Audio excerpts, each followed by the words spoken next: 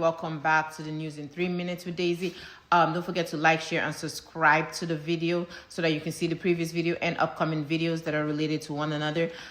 First, let's get to it. France has decided that they are going to try to mount pressure on Senegal to return their extradition agreements. However, Senegal is not backing down. Senegal has terminated all extradition agreement, stating the fact that the reciprocity was not mutual, and that anytime the Senegal had requested, the France has not honored their end, but Senegal has always kept up to their end of the agreement.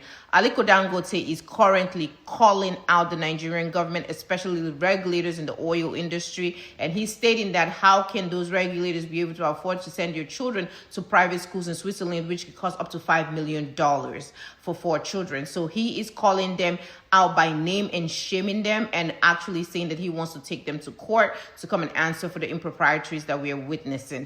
Another scary thing that is happening is there's tension between Canada and the United States over the steel industry, and free trade agreements are up for grabs. A lot of tension over tariffs and tariff mismanagement. While we're talking about it, I think the one thing that hasn't made the news that everybody needs to pay attention is the fact that the Democrats have invoked Article 2, Section 4, which is essentially trying to accuse our president of treason.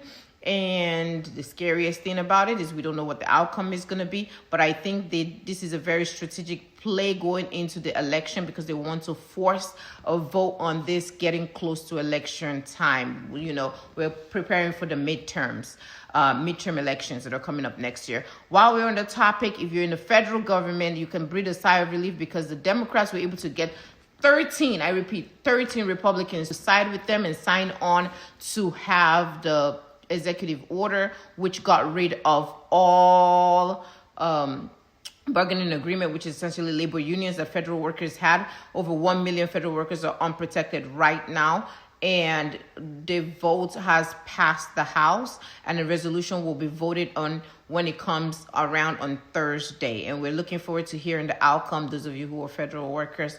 And this is the first time that we've seen Republicans in high revolt and voting according to their own personal beliefs.